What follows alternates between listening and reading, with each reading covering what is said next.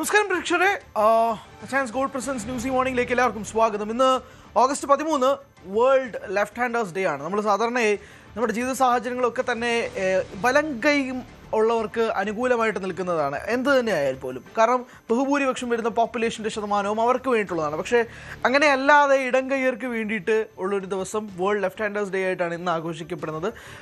അവർക്ക് ഒരു പ്രത്യേക കൈയടികൾ കൊടുക്കണം. കാരണം പല സാഹചര്യങ്ങളിലൂടെ അവർ പോകുമ്പോൾ പോലും അവർക്ക് ബുദ്ധിമുട്ടുണ്ടാകുന്ന രീതിയിലേക്ക് നേച്ചറിൽ പലതും ക്രിയേറ്റ് ചെയ്ത് വെച്ചിട്ടുണ്ടെങ്കിൽ പോലും അതൊക്കെ ഒബ്സ്റ്റക്കിൾസ് ആയിട്ട് ഹേർഡിൽസ് ആയിട്ട് തരണം ചെയ്തുകൊണ്ട് പോകുന്ന ഒരു കൂട്ടര് കൂടിയാണ് വേൾഡ് ലെഫ്റ്റ് ഹാൻഡേഴ്സ് ഡേ. അതിപ്പോൾ നമ്മൾ എടുത്തു നോക്കിയാൽ പല പല പേഴ്സണാലിറ്റീസ് മുതൽ താഴെ അങ്ങനെ അറിയപ്പെടാത്ത ആളുകൾ ഉൾപ്പെടെ ഉണ്ട്. പക്ഷേ എന്തായാലും അങ്ങനെ ഒരു ദിവസവും കൂടിയാണെന്ന് ജസ്റ്റ് ഒന്ന് ഓർമ്മിപ്പിച്ചത് മാത്രമേ ഉള്ളൂ. വാർത്തകളിലേക്ക് വരുമ്പോഴേക്കും മെസ്സി വിവാദത്തിൽ സർക്കാർ അന്വേഷണത്തിലേക്ക് നീങ്ങുകയാണ്. അതൊരു വളരെ പ്രധാനപ്പെട്ട ഒരു കാര്യം കൂടിയാണ്. എന്തായാലും തലക്കെട്ടുകളിലേക്ക് പോകാം, എന്നിട്ട് ബാക്കി നോക്കാം. മെസ്സി വിവാദത്തിൽ അന്വേഷണത്തിലേക്ക് സർക്കാർ. വിഷയം ഇന്നത്തെ മന്ത്രിസഭാ യോഗത്തിൽ ചർച്ച ചെയ്യും. കായിക വകുപ്പ് സ്പെഷ്യൽ സെക്രട്ടറിയുടെ റിപ്പോർട്ട് പരിശോധിക്കും. മുഖ്യമന്ത്രിക്കെതിരായ കണ്ടന്റുകൾ സമൂഹമാധ്യമത്തിൽ നിന്ന് നീക്കം ചെയ്യുന്നുവെന്ന ആരോപണത്തിൽ മറുപടിയുമെന്ന്.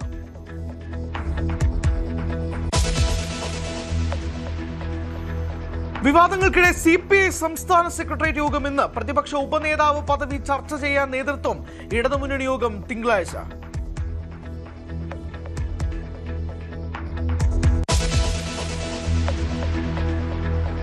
പാർലമെന്റിന്റെ വർഷകാല സമ്മേളനത്തിന് ഇന്ന് സമാപനം. ആരോപണങ്ങൾക്ക് മറുപടി പറയാൻ അമിത്ഷാ ഇന്ന് സഭയിലെത്തിയേക്കും.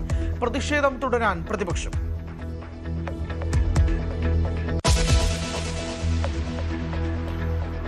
കാസർഗോഡ് ട്രെയിനിന് ബോംബ് വെച്ചതായി ഭീഷണി സന്ദേശം അയച്ചയാൾ പിടിയിൽ. കസ്റ്റഡിയിലായത് നീലേശ്വരം ബംഗളം സ്വദേശി PV രതീഷ്. ഭീഷണി അയച്ചത് ഹോസ്ദുർഗ്, കാസർഗോഡ് പോലീസ് സ്റ്റേഷനുകളിലേക്കും റെയിൽവേ പോലീസിലേക്കും.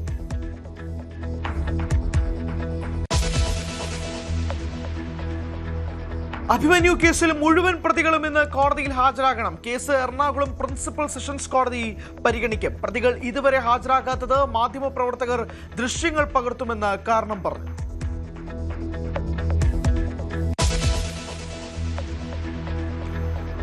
കാവേരി നദീജല തർക്കത്തിൽ കർണാടകയിൽ ബന്ദ് തുടങ്ങി. തമിഴ്നാടിന് കാവേരി നദീജലം വിട്ടുനൽകാൻ ജലനിയന്ത്രണ കമ്മിറ്റി ഉത്തരവിട്ടതിൽ പ്രതിഷേധം. ബന്ദിന് ആഹ്വാനം ചെയ്തത് 2000-ലേറെ കന്നഡ സംഘടനകൾ.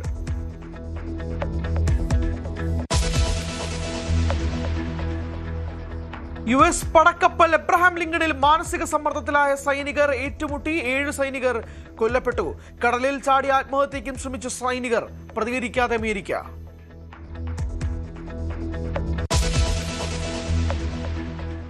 സിംബാബ്വേയിലെ കരീബ തടാകത്തിൽ ബോട്ട് മറിഞ്ഞ് വൻ ദുരന്തം. കുട്ടികളടക്കം 44 പേർ മരിച്ചു. 90 പേർക്ക് സഞ്ചരിക്കാവുന്ന ബോട്ടിലുണ്ടായിരുന്നത് 100-ലധികം പേർ.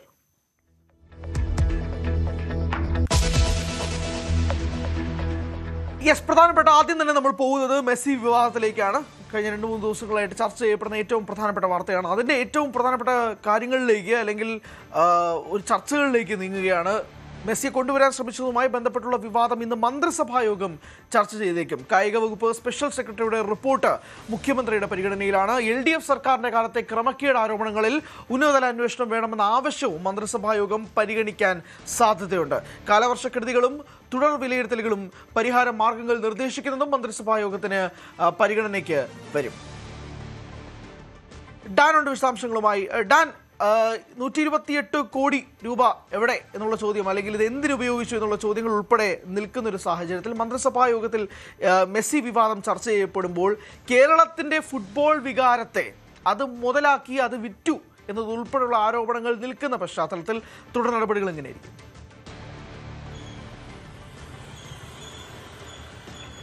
കേരളത്തിലേക്ക് മെസ്സിയെ കൊണ്ടുവരാൻ നടത്തിയ നീക്കങ്ങളുമായി ബന്ധപ്പെട്ട വൻതോതിൽ കള്ളപ്പണ ഇടപാട് നടന്നിട്ടുണ്ട് എന്ന ആക്ഷേപം ഒരു വശത്ത് ഉയരുന്നതിനിടയിലാണ് മെസ്സി വിവാദവുമായി ബന്ധപ്പെട്ട് അന്ന് കായിക മന്ത്രിയായിരുന്ന V. അബ്ദുറഹ്മാന്റെ ഭാഗത്തു നിന്നും അതോടൊപ്പം തന്നെ റിപ്പോർട്ടർ TV MD ആന്റോ അഗസ്റ്റിന്റെ ഭാഗത്തു നിന്നും ഇതിൽ വഴിവിട്ട ചില നീക്കങ്ങൾ നടന്നിട്ടുണ്ട് എന്ന വിവരങ്ങൾ ഉൾക്കൊള്ളുന്ന ഒരു സ്പെഷ്യൽ റിപ്പോർട്ട് കായിക വകുപ്പ് സ്പെഷ്യൽ സെക്രട്ടറി കൂടിയായ N. പ്രശാന്ത് മുഖ്യമന്ത്രിക്ക് നേരിട്ട് സമർപ്പിച്ചിരിക്കുന്നത്.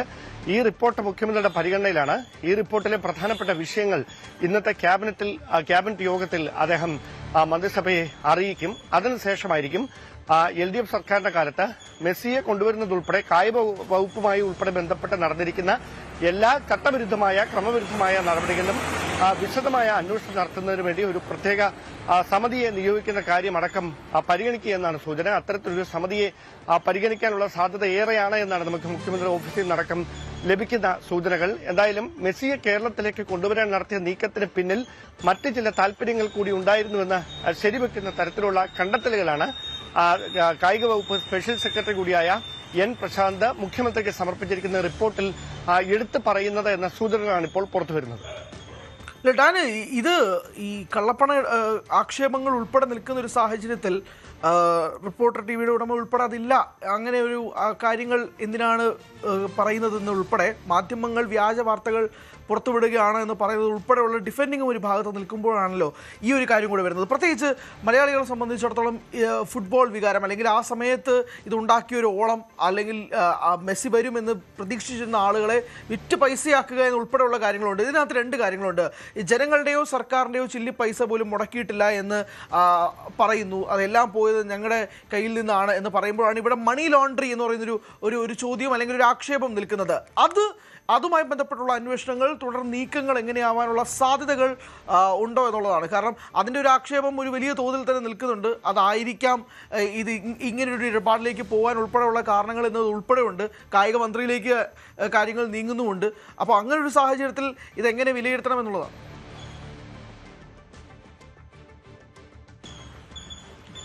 നിലവിൽ സംസ്ഥാന സർക്കാരിന് കീഴിലുള്ള ഏതെങ്കിലും ഒരു ഏജൻസി ഇതുമായി ബന്ധപ്പെട്ട അന്വേഷണം നടത്തുമോ, അതോ ഈ സാമ്പത്തിക കുറ്റകൃത്യങ്ങൾ സംബന്ധിച്ച അന്വേഷണം നടത്തുന്നത് സാധാരണയായി എൻഫോഴ്സ്മെന്റ് ഡയറക്ടറേറ്റ് ആണ്. അപ്പോൾ അങ്ങനെ ഒരു എൻഫോഴ്സ്മെന്റ് ഡയറക്ടറേറ്റിന്റെ അഥവാ ED അന്വേഷണത്തിന് ശുപാർശ ചെയ്യാനുള്ള ഒരു സാഹചര്യത്തിലേക്ക് സർക്കാർ നീങ്ങുമോ? ഇക്കാര്യത്തിലാണ് ഒരു വ്യക്തത വരാനുള്ളത്. എന്തായാലും ഈ റിപ്പോർട്ടിൽ ചില കാര്യങ്ങൾ, ചില പരാമർശങ്ങൾ ഉണ്ട് എന്നുള്ള സൂചനകൾ നേരത്തെ തന്നെ പുറത്തു വരുന്നുണ്ടായിരുന്നു. അതുകൊണ്ട് തന്നെയാണ് ആന്റോ അഗസ്റ്റിൻ ഉൾപ്പെടെയുള്ളവരെ ലക്ഷ്യമിട്ടുകൊണ്ട് ഈ സർക്കാരിന്റെ ഭാഗത്ത് നിന്ന്, അല്ലെങ്കിൽ പ്രത്യേകിച്ച് ഈ റിപ്പോർട്ടിന്റെ അടിസ്ഥാനത്തിൽ തുടർ നീക്കങ്ങൾ ശക്തിപ്പെടുത്തുകയാണ് എന്ന തോന്നലുണ്ടാക്കുന്ന തരത്തിലുള്ള പ്രതികരണങ്ങളൊക്കെ മന്ത്രിമാരുടെയൊക്കെ ഭാഗത്തു നിന്ന് വരുന്ന സാഹചര്യം കഴിഞ്ഞ ദിവസങ്ങളിൽ നമ്മൾ തുടർച്ചയായി കണ്ടുകൊണ്ടിരിക്കുന്നത്. എന്തായാലും ഒരു കാര്യം ഉറപ്പാണ്, ആന്റോ അഗസ്റ്റിനും അദ്ദേഹത്തിന്റെ റിപ്പോർട്ടർ ടിവിയും അതിന് നൽകുന്ന വിശദീകരണം അത്തരത്തിലൊരു കള്ളപ്പണ ഇടപാടും നടന്നിട്ടില്ല, അല്ലെങ്കിൽ സാധാരണക്കാരായ പൌരന്മാരുടെ 1 രൂപ പോലും നഷ്ടം വരുത്തുന്ന തരത്തിലുള്ള ഇടപെടലുകൾ തങ്ങളുടെ ഭാഗത്തൊന്നും ഉണ്ടായിട്ടില്ല. മറിച്ചുള്ള ആരോപണങ്ങൾ അടിസ്ഥാനരഹിതമാണ് എന്നാണ്. എന്തായാലും അവരുടെ കൈവശമുള്ള രേഖകൾ എന്തൊക്കെയാണ് എന്ന് നമുക്ക് വ്യക്തമായി അറിയില്ല. എന്തായാലും ഇത് ഒരു നിയമ സംവിധാനങ്ങൾക്ക് മുമ്പിലേക്ക് എത്തും. അവിടെ ഇപ്പോൾ ഉയർന്ന ആരോപണങ്ങളുടെ നിജസ്ഥിതി ബോധ്യപ്പെടുത്താനുള്ള ഉത്തരവാദിത്തം പ്രത്യേകിച്ച് സംസ്ഥാന സർക്കാരിന് വരും. അതുമായി ബന്ധപ്പെട്ട ഇതിനോടകം നടത്തിയിരിക്കുന്ന കണ്ടെത്തലുകൾ, ആ കണ്ടെത്തലുകളെ സാധൂകരിക്കുന്ന തരത്തിലുള്ള തെളിവുകൾ, ഇതൊക്കെ നിയമ സംവിധാനങ്ങൾക്ക് കോടതിക്ക് മുമ്പിലേക്ക് എത്തേണ്ടി വരും. അത് കൃത്യമായി എത്തിക്കുക എന്നത് തന്നെയാണ് സർക്കാർ സംവിധാനങ്ങൾക്ക് മുമ്പിലെ വെല്ലുവിളി. അതോടൊപ്പം എടുത്തു പറയേണ്ട കാര്യം, മുൻ കായിക മന്ത്രിയുടെ കൂടി അറിവോടെയാണ് ഇത്തരത്തിലുള്ള ഈ ക്രമക്കേടുകൾ നടന്നിരിക്കുന്നത് എന്ന പരാമർശങ്ങൾ കൂടി ഇതുമായി ബന്ധപ്പെട്ട ഉത്തരവാദിത്തപ്പെട്ട കേന്ദ്രങ്ങളിൽ നിന്ന് സർക്കാരിന്റെ ഭാഗത്തു നിന്നുള്ളവരുടെ ഭാഗത്തു നിന്ന് പുറത്തു വരുമ്പോൾ അതിൽ ഏത് തരത്തിലായിരിക്കും ഇനി ഒരു തുടർ നീക്കങ്ങൾ ഉണ്ടാകുക. അതുകൊണ്ടാണ് ഇന്നത്തെ മന്ത്രിസഭാ യോഗം ഈ വിഷയം വിശദമായി ചർച്ച ചെയ്യുകയും ഇതിൽ തുടർ നീക്കങ്ങളിലേക്ക് കടക്കുന്നതിനുള്ള ഒരു അംഗീകാരം ഇന്നത്തെ മന്ത്രിസഭാ യോഗത്തിൽ ഉണ്ടാകുമെന്നുള്ള വിവരങ്ങൾ കൂടി പുറത്തു വരുന്നു. മുൻ കായിക മന്ത്രി വി അബ്ദുറഹ്മാന്റെ ഭാഗത്തു നിന്നും അങ്ങനെ ഒരു ഇടപാട് നടന്നിട്ടുണ്ടോ എന്നുള്ളതാണ്, ആ അറിവോടുകൂടിയാണോ എന്നുള്ളതാണ് വളരെ പ്രധാനപ്പെട്ട ഒരു ചോദ്യം. അതുകൊണ്ട് തന്നെയാണ് ഇന്നത്തെ മന്ത്രിസഭാ യോഗത്തിൽ ചർച്ച ചെയ്യുന്നത് ഉൾപ്പെടെ വളരെ പ്രധാനപ്പെട്ട ഒരു വിഷയവുമായിട്ട് മാറുകയും ചെയ്യുന്നത്. ഡാനാണ് വിശദാംശങ്ങൾ നൽകിയത്. മുഖ്യമന്ത്രി VD സതീശനെ വിമർശിക്കുന്ന കണ്ടന്റുകൾ സാമൂഹ്യ മാധ്യമങ്ങളിൽ നിന്ന് നീക്കം ചെയ്യുന്നുവെന്ന് വിമർശനം ശക്തമാകുന്നു. ഇന്നലെ പ്രതിപക്ഷ നേതാവ് പിണറായി വിജയൻ നടത്തിയ വാർത്താ സമ്മേളനത്തിന്റെ ലിങ്കുകൾ ഉൾപ്പെടെ സാമൂഹ്യ മാധ്യമങ്ങളിൽ നിന്ന് നീക്കം ചെയ്തതായാണ് പരാതി. വിമർശനത്തോട് നരേന്ദ്രമോദി സ്വീകരിക്കുന്ന അതേ സമീപനമാണ് VD സതീശന്റേതെന്നും പ്രതിപക്ഷം വിമർശിക്കുന്നു. വിവാദങ്ങൾക്ക് മുഖ്യമന്ത്രി ഇന്ന് മറുപടി പറയും. തിങ്കളാഴ്ച ഇടതുമുന്നണി യോഗം ചേരാനിരിക്കെ CPI സംസ്ഥാന സെക്രട്ടേറിയറ്റ് യോഗമെന്ന് പ്രതിപക്ഷ ഉപനേതാവ് പദവി വേണമെന്ന ആവശ്യത്തിൽ ഇടതുമുന്നണി യോഗത്തിൽ എന്ത് നിലപാട് സ്വീകരിക്കണമെന്ന കാര്യം സെക്രട്ടേറിയറ്റ് ചർച്ച ചെയ്യും. അക്കാര്യം മാറ്റിവെച്ച് മറ്റു വിഷയങ്ങളിൽ മുന്നണി സംവിധാനം ഒറ്റക്കെട്ടായി പ്രവർത്തിക്കണമെന്ന നിലപാടിലേക്ക് CPI സംസ്ഥാന സെക്രട്ടറി ഉൾപ്പെടെയുള്ള നേതൃത്വം എത്തിയിട്ടുണ്ട്. എന്നാൽ ഇക്കാര്യത്തിൽ സെക്രട്ടേറിയറ്റിന്റെ അഭിപ്രായവും നിർണായകമാണ്.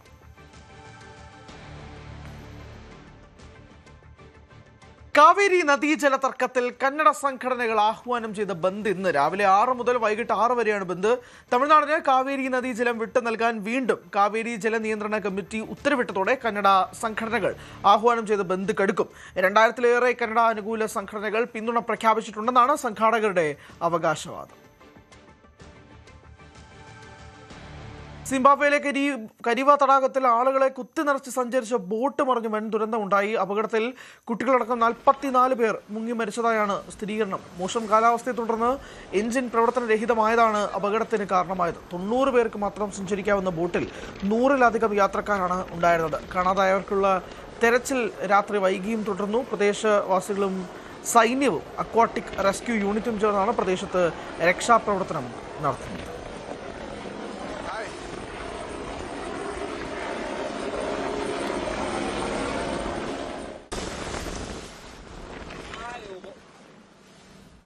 US പടക്കപ്പൽ എബ്രഹാം ലിങ്കണിൽ സംഘർഷമുണ്ടായി 7 സൈനികർ കൊല്ലപ്പെട്ടു. ഇറാൻ മാധ്യമം റിപ്പോർട്ട് ചെയ്ത ഈ വാർത്തയിൽ ഇതുവരെ അമേരിക്ക ഔദ്യോഗികമായി പ്രതികരിച്ചിട്ടില്ല. കപ്പലിലെ സൈനികർ കടുത്ത മാനസിക സമ്മർദ്ദത്തിലാണെന്ന റിപ്പോർട്ടുകൾ നേരത്തെ തന്നെ പുറത്തു വന്നിരുന്നതാണ്. ചിലർ കടലിൽ ചാടി ആത്മഹത്യയ്ക്കും ശ്രമിച്ചിരുന്നു. വിനോദുണ്ട് വിശദാംശങ്ങളുമായി. വിനോദ്, ഇതിന്റെ കൂടുതൽ ഡീറ്റെയിൽസ് എങ്ങനെയാണ്? പ്രത്യേകിച്ച് അമേരിക്ക ഇതിൽ ഒന്നും തന്നെ പ്രതികരിക്കാതിരിക്കുന്ന ഒരു സാഹചര്യത്തിൽ ഇറാനാണല്ലോ ഈ വാർത്ത പുറത്തുവിട്ടത്. ഹരി, അമേരിക്കയുടെ ഏറ്റവും വലിയ പടക്കപ്പലുകളിൽ ഒന്നായ എബ്രഹാം ലിങ്കൺ അത് 9 മാസമായി ഇറാൻ തീരത്ത് തുടരുകയാണ്. ഇറാൻ ഈ നാവിക ഉപരോധം തീർക്കുന്നത് പ്രധാനമായും എബ്രഹാം ലിങ്കൺ ഉൾപ്പെട്ട വിമാന വാഹിനി കപ്പലുകളുടെ ഒരു വ്യൂഹമാണ്. ഈ കപ്പലുകളിലെ സൈനികർ കഴിഞ്ഞ മാസങ്ങളിലെല്ലാം തന്നെ അവർ ഈ മാനസികമായി വളരെ ബുദ്ധിമുട്ട് അനുഭവിക്കുന്നു എന്ന തരത്തിലുള്ള റിപ്പോർട്ടുകൾ പുറത്തു വന്നു. കാരണം ഇത്രയും നാൾ 260 ദിവസമായി കടലിൽ തുടരുന്ന ഒരു സാഹചര്യം അവരെ സംബന്ധിച്ച് മാനസിക പ്രശ്നങ്ങളുണ്ട്. മാത്രമല്ല കപ്പലിലെ സാഹചര്യം അത് വളരെ മോശമാണ്. ശുചിത്വമില്ലായ്മ അടക്കമുള്ള പ്രശ്നങ്ങളുണ്ട് എന്നുള്ള വാർത്തകൾ നേരത്തെ തന്നെ പുറത്തു വന്നതാണ്. ചിലർ കടലിൽ ചാടി ആത്മഹത്യക്ക് ശ്രമിച്ചിരുന്നു എന്നുള്ള റിപ്പോർട്ടുകളും പുറത്തു വന്നിരുന്നു. ഇതിനിടയിലാണ് കഴിഞ്ഞ ദിവസം ഈ സെൻട്രൽ കമാൻഡ് മേധാവി ബ്രാഡ് കൂപ്പറിൻ്റെ ഉപദേഷ്ടാവ് എബ്രഹാം ലിങ്കണിലേക്ക് എത്തിയത്. ഈ സമയം സൈനികർ അദ്ദേഹത്തിന് നേരെ കുപ്പികൾ വലിച്ചെറിഞ്ഞു. അദ്ദേഹം ഈ സൈനികരോട് സംസാരിക്കുകയായിരുന്നു, അവരെ അഭിസംബോധന ചെയ്യുകയായിരുന്നു. ഈ സമയമാണ് ചില സൈനികർ വെള്ളക്കുപ്പികൾ ബ്രാഡ് കൂപ്പറിൻ്റെ ഉപദേശകന് നേരെ വലിച്ചെറിയുകയും തുടർന്ന് ഈ സൈനികർ തമ്മിൽ സംഘർഷമുണ്ടാവുകയും ചെയ്തു എന്നുള്ള വിവരം. ഇവർ കത്തിയും മൂർച്ചയുള്ള ആയുധങ്ങളും കൊണ്ട് പരസ്പരം ആക്രമിച്ചു. അങ്ങനെ 7 പേർ കൊല്ലപ്പെട്ടു എന്ന വിവരമാണ് പുറത്തു വന്നിട്ടുള്ളത്. ഇറാൻ മാധ്യമമായ തസ്ലിം ന്യൂസാണ് ഈ വാർത്ത പുറത്തുവിട്ടിരിക്കുന്നത്. പക്ഷേ ഇതുവരെ അമേരിക്ക ഇതിനോട് ഔദ്യോഗികമായി പ്രതികരിച്ചിട്ടില്ല. പക്ഷേ ഞെട്ടലുണ്ടാക്കുന്നൊരു കാര്യം തന്നെയാണ്. കാരണം ഈ ഫെബ്രുവരി 28-ന് തുടങ്ങുന്ന യുദ്ധം, അതിനു മുൻപ് തന്നെ അമേരിക്കയുടെ നിരീക്ഷണം ഇറാൻ തീരത്ത് ഉൾപ്പെടെ ഉണ്ടായിരുന്നു.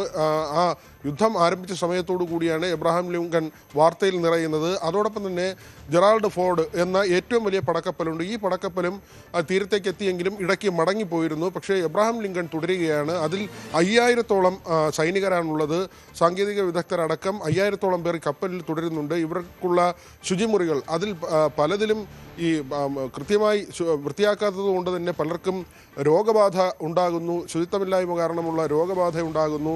ഇവർക്ക് ആഹാരം പോലും പരിമിതമാണ്. അരക്കപ്പ് ചോറും 2 കഷ്ണം ഇറച്ചിയും മാത്രമാണ് പലപ്പോഴും ആഹാരമായി ലഭിക്കുന്നത്. കൃത്യമായ ഉറക്കമില്ലായ്മ മാത്രമല്ല ഈ മാനസിക സമ്മർദ്ദം.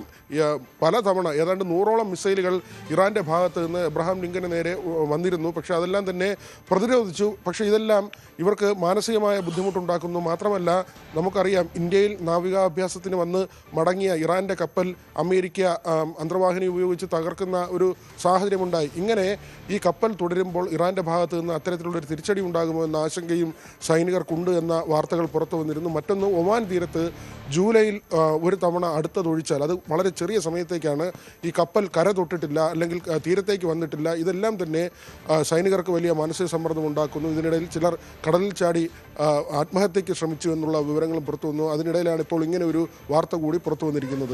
ഇതൊരു വലിയ നാണക്കെട്ട ഒരു അവസ്ഥ തന്നെയാണല്ലോ അമേരിക്കയെ സംബന്ധിച്ചിടത്തോളം. പ്രത്യേകിച്ച് അമേരിക്കൻ നാവികസേനയെ സംബന്ധിച്ചിടത്തോളം ഉണ്ടാക്കിയ വിമർശനങ്ങൾ, അല്ലെങ്കിൽ ഈ കപ്പലിൽ കഴിയുന്നവരുടെ ബന്ധുക്കളുടെ പ്രതിഷേധങ്ങൾ ഉൾപ്പെടെ കഴിഞ്ഞ കുറച്ചധികം നാളുകളായിട്ട് സംഭവിച്ചുകൊണ്ടിരിക്കുകയാണ്. അതിനിടയിൽ ഇങ്ങനൊരു കാര്യം കൂടി സംഭവിക്കുമ്പോഴേക്കും 2 കാര്യങ്ങൾ. ഒന്ന്, അമേരിക്കൻ സൈന്യത്തിന് പ്രത്യേകിച്ച് ഒരു വീഴ്ച സംഭവിച്ചതായുള്ളൊരു അഡ്മിറ്റ്. ഇപ്പോൾ അമേരിക്ക ഇതുവരെ ഈ വാർത്തയുമായി ബന്ധപ്പെട്ട് ഒരു തരത്തിലുള്ള സ്ഥിരീകരണം നടത്തിയിട്ടില്ല. പക്ഷേ എന്നാൽ പോലും ഈ ഒരു വീഴ്ച സംഭവിച്ചതായിട്ടുള്ള ഒരു പ്രതികരണം അമേരിക്കയിൽ നിന്നും പ്രതീക്ഷിക്കുകയാണ്.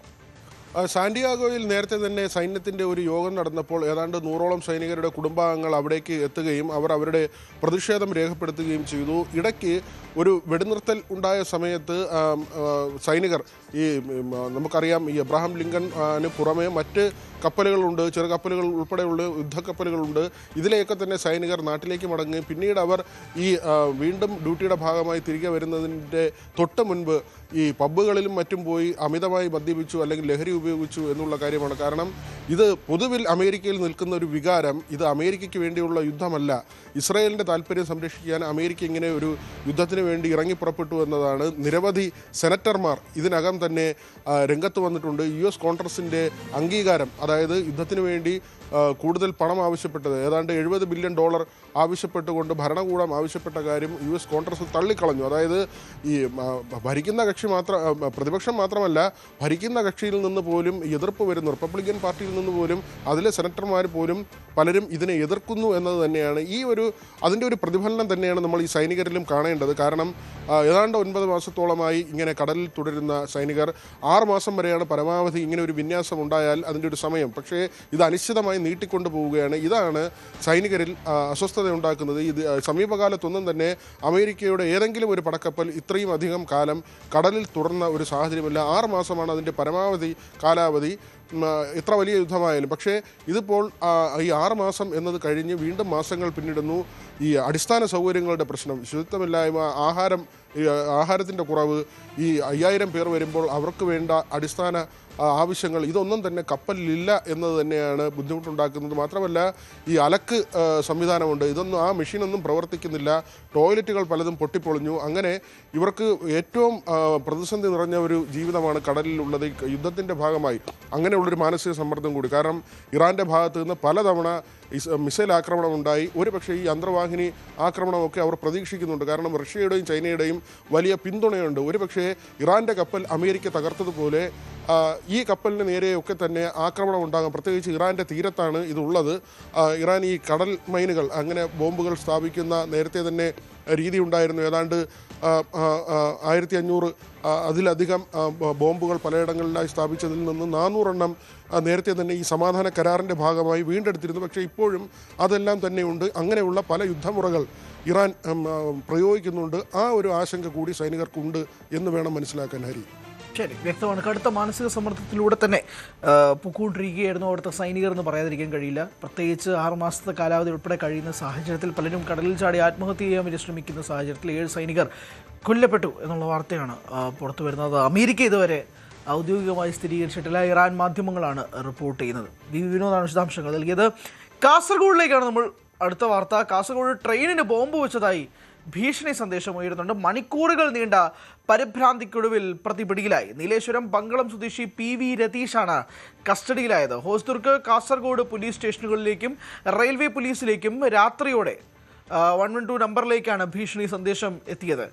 KV ബൈജു ഉണ്ട് വിശദാംശങ്ങളുമായി. ബൈജു, എത്ര മണിക്കൂറുകൂടിയാണ് ഈ ഒരു ഭീഷണി സന്ദേശം എത്തിയത്? സ്വാഭാവികമായിട്ടും ഇതുപോലൊരു കോൾ വരുമ്പോഴേക്കും പരിഭ്രാന്തി ഉണ്ടാകുന്നുണ്ട്. ഈ പ്രതി എവിടെ വെച്ചാണ് പിടികൂടിയത്? വിശദാംശങ്ങൾ എങ്ങനെയാണ്? ഹരി, റെയിൽവേ പോലീസിനെയും RPF-നെയും അതുപോലെ തന്നെ യാത്രക്കാരെയും ഒരുപോലെ പരിഭ്രാന്തിലാഴ്ത്തിയ മണിക്കൂറുകളായിരുന്നു ഇന്നലെ രാത്രി കടന്നുപോയത്. അതായത് രാത്രിയിൽ ഓടിക്കൊണ്ടിരിക്കുന്ന ട്രെയിനിൽ ബോംബ് വെച്ചിട്ടുണ്ടായിരുന്നു ഇത്തരത്തിൽ ഭീഷണി സന്ദേശം എത്തിയത്. പിന്നീട് ഇതേ തുടർന്ന് ബോംബ് സ്ക്വാഡും പോലീസ് നായയും ട്രെയിനുകളിൽ വ്യാപകമായ പരിശോധന നടത്തുകയായിരുന്നു. അതായത് ഹോസ്ദുർഗ്, കാസർഗോഡ് പോലീസ് സ്റ്റേഷനുകളിലേക്കാണ്, അതോടൊപ്പം ഈ കാസർഗോഡ് റെയിൽവേ പോലീസിലേക്കുമാണ് ഇത്തരത്തിലുള്ള ഭീഷണി സന്ദേശം വന്നത്. അരി സൂചിപ്പിച്ചതുപോലെ തന്നെ 112 എന്ന നമ്പറിലേക്കാണ് ഇത്തരത്തിൽ ഒരു കോൾ വരുന്നത്.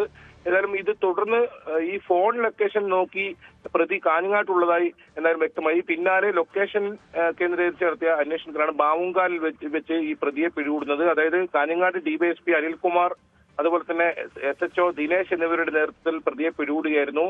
ഏതായാലും മണിക്കൂറുകൾക്കകം പ്രതിയെ പോലീസിന് മാവുങ്കാലിൽ നിന്നും കസ്റ്റഡിയിൽ എടുക്കാനായി. നീലേശ്വരം ബംഗളം സ്വദേശി PV രതീഷാണ് ഇത്തരത്തിൽ കസ്റ്റഡിയിലായിരിക്കുന്നത്. ഈ തിരുവനന്തപുരത്തേക്ക് പുറപ്പെട്ട മലബാർ എക്സ്പ്രസ് കണ്ണൂർ റെയിൽവേ സ്റ്റേഷനിൽ എത്തിയ സമയത്ത് CRPF-ഉം അതുപോലെ തന്നെ RPF-ഉം ഒക്കെ സംയുക്തമായി വിശദമായി പരിശോധന നടത്തി. പിന്നീട് കണ്ണൂർ ഭാഗത്ത് നിന്ന് മംഗളൂരു വരെ പോകുന്ന പരശുറാം എക്സ്പ്രസ് കാസർഗോഡ് റെയിൽവേ സ്റ്റേഷനിൽ എത്തിയ സമയം വിശദമായ പരിശോധന നടത്തുന്ന സാഹചര്യമുണ്ട്. ഏതായാലും പരിശോധനയിൽ ബോംബോ മറ്റു സംശയാസ്പദമായ വസ്തുക്കളോ ഒന്നും കണ്ടെത്താനായില്ല. ഇതിൽ ഈ പ്രതി പറയുന്നത് ജാർഖണ്ഡ് സ്വദേശികളായ 2 സ്ത്രീകൾ കാഞ്ഞങ്ങാട് റെയിൽവേ സ്റ്റേഷനിലെത്തിയപ്പോൾ വഴി ചോദിച്ചെന്നും ഈ സ്ത്രീകളുടെ കൈവശം ബോംബുള്ളതായി കരുതി പോലീസിനെ വിളിച്ചതാണെന്നുമാണ് ഈ പ്രതി മൊഴി നൽകിയത്. എന്നാൽ ഈ പ്രതി മനഃപൂർവ്വം പോലീസിനെ തെറ്റിദ്ധരിപ്പിക്കാനാണ് ബോംബ് ഭീഷണി സന്ദേശം നൽകിയെന്ന് പോലീസ് പറയുന്നുണ്ട്. എന്തായാലും നേരത്തെയൊക്കെ ഈ ട്രെയിൻ അട്ടിമറി, അതായത് റെയിൽവേ പാളത്തിൽ സിമെന്റ് അതുപോലെ കല്ലുകൾ നിരത്തി ട്രെയിൻ അട്ടിമറി ശ്രമം ഈ ഭാഗങ്ങളിൽ ഉണ്ടായിരുന്നു. അതോടൊപ്പം ട്രെയിനുകളിൽ നേരെ കല്ലേറ് ഉണ്ടാകുന്ന സംഭവം ഉണ്ടായിരുന്നു. ഇത്തരത്തിൽ ഓടിക്കൊണ്ടിരിക്കുന്ന ട്രെയിനിൽ ബോംബ് വെച്ചിട്ടുള്ള ഭീഷണി സന്ദേശം ആദ്യമായാണ് ഇങ്ങനെ എത്തുന്നത്. വലിയ പരിഭ്രാന്തിക്കാണ് ഇടയാക്കിയത്. മാത്രമല്ല ട്രെയിനുകളിലൊക്കെ നിർത്തിയിട്ട് പരിശോധന നടത്തുന്ന സാഹചര്യം ഇന്നലെ രാത്രിയോടുകൂടി ഉണ്ടായി. ഏതായാലും ഈ പ്രതിയെ പിടികൂടാനായിട്ടുണ്ട്. പ്രതിക്കെതിരെ പോലീസ് കേസെടുത്തിട്ടുണ്ട്. പ്രതിയെ വിശദമായി ചോദ്യം ചെയ്യുന്നുണ്ട്. ഇയാളുടെ മൊഴി ഇപ്പോൾ പോലീസ് പൂർണ്ണമായും വിശ്വസിച്ചിട്ടില്ല. ഇയാൾ ബോധപൂർവമായി ഇത്തരത്തിൽ ഭീഷണി സന്ദേശം മുഴക്കിയെന്നാണ് പറയുന്നത്. ഏതായാലും മണിക്കൂറുകളോളമാണ് ട്രെയിനുകളെല്ലാം പിടിച്ചെടുക്കുന്ന സാഹചര്യം ഉണ്ടായത്. ട്രെയിനുകളിലെല്ലാം ഡോഗ് സ്ക്വാഡും അതുപോലെ തന്നെ ഉദ്യോഗസ്ഥരും ഒക്കെ പരിശോധന നടത്തുന്ന സാഹചര്യമാണ് ഉണ്ടായത്. പ്രതി ഇപ്പോൾ ഹോസ്ദുർഗ് പോലീസിന്റെ കസ്റ്റഡിയിലാണ് ഉള്ളത്. ബൈജു, ഇയാള് ഈ മദ്യലഹരിയിൽ അങ്ങനെ എന്തെങ്കിലും ആയതായിട്ട് എന്തെങ്കിലും റിപ്പോർട്ടുകളോ കാര്യങ്ങളോ ഉണ്ടോ? കാരണം ഇയാളുടെ വാദം വേറെയും പോലീസ് വിശ്വസിക്കുന്നത് വേറെയാണല്ലോ. അങ്ങനെ എന്തെങ്കിലും സാഹചര്യമുള്ളതായിട്ട് മനസ്സിലാക്കാൻ കഴിയുന്നുണ്ടോ? അത് ഇയാളെ വിശദമായി ചോദ്യം ചെയ്തിട്ടുണ്ടെന്നാണ് പോലീസ് പറയുന്നത്. നേരത്തെ സൂചിപ്പിച്ചതുപോലെ തന്നെ 2 സ്ത്രീകൾ കാഞ്ഞങ്ങാട് റെയിൽവേ സ്റ്റേഷനിലെത്തിയപ്പോൾ, ജാർഖണ്ഡിലുള്ള സ്ത്രീകൾ റെയിൽവേ സ്റ്റേഷനിലെത്തിയപ്പോൾ വഴി ചോദിക്കുകയും സംശയാസ്പദമായ ഒരു വസ്തു ഇവരുടെ കയ്യിലുണ്ടായി. അങ്ങനെയാണ് പോലീസിലേക്ക് 112ലേക്ക് ഇങ്ങനെ ഒരു സന്ദേശം നൽകിയെന്നാണ് ഇയാൾ മൊഴി നൽകിയിരിക്കുന്നത്. പക്ഷേ അതല്ല, ബോധപൂർവമായി പോലീസിനെ തെറ്റിദ്ധരിപ്പിക്കാൻ അല്ലെങ്കിൽ ഇത്തരത്തിലുള്ള ഒരു ശ്രമമാണ് ഇയാളുടെ ഭാഗത്തുണ്ടായെന്നാണ് ഇപ്പോൾ പ്രാഥമികമായി നമുക്ക് ലഭിക്കുന്ന വിവരം. അതോടൊപ്പം മറ്റെന്തെങ്കിലും ഉദ്ദേശം ഇയാൾക്കുണ്ടോ എന്നതും വിശദമായി അന്വേഷണം നടത്തുന്നുണ്ട്. കാഞ്ഞങ്ങാട് ഡിവൈഎസ്പിയുടെ നേതൃത്വത്തിൽ ഇയാളെ ചോദ്യം ചെയ്ത് വരികയാണ്. ഇയാളിപ്പോൾ ഏതായാലും മണിക്കൂറുകൾക്ക് തന്നെ ഇയാൾ പിടികൂടാനായത് പോലീസിനെ സംബന്ധിച്ചിടത്തോളം വലിയ ആശ്വാസമാണ്. കാരണം അത്രത്തോളം പരിഭ്രാന്തിയാണ് ഈ ഒരു സംഭവം ഇടയാക്കിയത്. ട്രെയിനുകളെല്ലാം പിടിച്ചിട്ട് വലിയ പരിശോധന നടത്തുന്ന സാഹചര്യം ഉണ്ടായിരുന്നു. നേരത്തെ റെയിൽവേ സ്റ്റേഷനുകളിൽ ബോംബ് വെച്ചിട്ടുള്ള ഒക്കെ ഭീഷണി സന്ദേശം വന്നെങ്കിലും ഓടിക്കൊണ്ടിരിക്കുന്ന രാത്രി കാലത്ത് യാത്ര ചെയ്യുന്ന ഓടിക്കൊണ്ടിരിക്കുന്ന ട്രെയിനുകളിൽ ഒന്നിൽ ബോംബ് വെച്ചിട്ടുണ്ടെന്നായിരുന്നു ഇയാളുടെ ഈ ഭീഷണി സന്ദേശം വന്നത്. അതുകൊണ്ട് തന്നെ വലിയ പരിഭ്രാന്തിക്ക് ഇടയാക്കി എല്ലാ റെയിൽവേ സ്റ്റേഷനുകളിലും കേന്ദ്രീകരിച്ചും പരിശോധന നടത്തി. അങ്ങനെ ഓടിക്കൊണ്ടിരിക്കുന്ന ഈ ഒരു മംഗളൂരുവിനും കണ്ണൂരിനും ഇടയിൽ ഓടിക്കൊണ്ടിരിക്കുന്ന ട്രെയിനുകളെല്ലാം പരിശോധന നടത്തേണ്ട ഒരു സാഹചര്യം ഉണ്ടായി. ഇതിനിടയിൽ തന്നെ പ്രതിയെ പിടികൂടാനുള്ള ഭാഗവും നീക്കവും പോലീസിന്റെ ഭാഗത്തുനിന്നുണ്ടായി. അങ്ങനെ പ്രതി ഏതായാലും മാവുങ്കാലിൽ വെച്ച് ഇങ്ങനെ പിടികൂടിയത് ഇവർ പോലീസിനെ സംബന്ധിച്ചുള്ള ആശ്വാസമാണ്. ഏതായാലും ഇയാൾ വിശദമായി ഇപ്പോൾ ചോദ്യം ചെയ്തു വരികയാണ്. മറ്റെന്തെങ്കിലും കാരണം ഇതിന് പുറകിലുണ്ടോ എന്നതും പോലീസ് അന്വേഷിച്ചു വരികയാണ്. മറ്റെന്തെങ്കിലും കാരണം ഈ ഫോൺ കോൾ ഈ സന്ദേശവുമായി ബന്ധപ്പെട്ടുണ്ടോ എന്നത് സംബന്ധിച്ച് അന്വേഷിച്ചു വരികയാണ് പോലീസ് ഉദ്യോഗസ്ഥർ. KV ബൈജുവാണ് വിശദാംശങ്ങൾ നൽകിയത്. ഇടവേളയിലേക്ക് പോകുന്നു, മടങ്ങിയെത്തും.